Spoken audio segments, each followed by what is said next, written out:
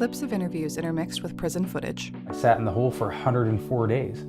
And the policy is I was only supposed to be there 60 days. I was in prison when they started the grievance process, and I've watched it evolve over the years. I try and avoid it as much as possible. There's no process where you could have somebody that is not involved make a ruling. It has to absolutely be outside of DOC. There's a bill in the Washington State Legislature that would create an independent corrections ombuds office to provide external oversight, monitoring, outreach, and advocacy for families, inmates, and staff to address issues arising in our state's prisons.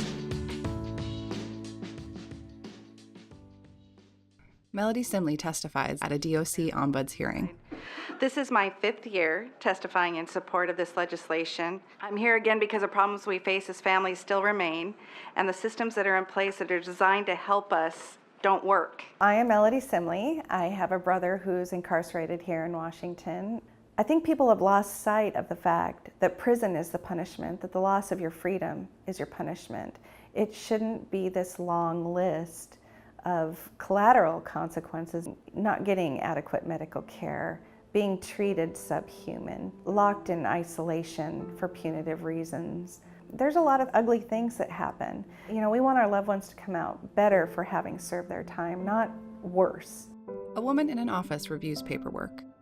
I'm Rachel Sievers. I'm a staff attorney with the AVID project. AVID is a project that focuses on the rights of people with disabilities in correctional facilities across Washington State. Footage of AVID team members meeting with DOC staff. Next, Rachel Sievers monitors lockdown facilities in various prisons. The DOC Ombuds idea is something that family members have really been pushing for probably a decade at this point, and had gotten pretty far in the legislature a couple of years. We started thinking about it again because we had found that there was this need, right? So we had started this project and found there were plenty of people who needed the services we were providing. A shelving unit filled with thick stacks of orange prison uniforms.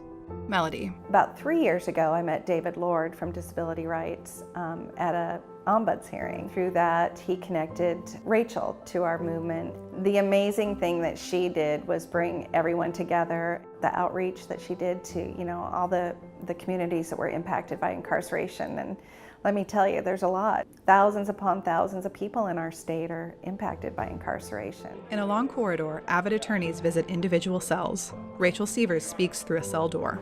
So we're from Disability Rights Washington. So we're a non-DOC entity that works with people with disabilities. When we were looking at the ombuds legislation, we really thought about what makes our program work? What do we find helpful? I think we request a lot of records, right? And so we have this authority to get records. We can come in with cameras. We can come in unannounced. So I think we really thought about what do we use when we do our work in the prisons and the jails, and what would be helpful to someone else trying to do that work.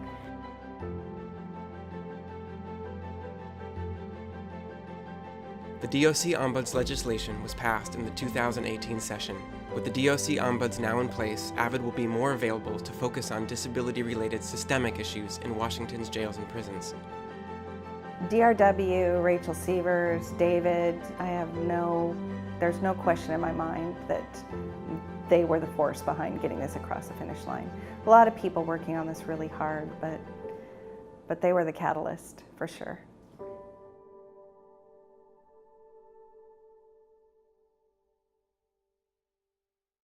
Produced by Rooted in Rights.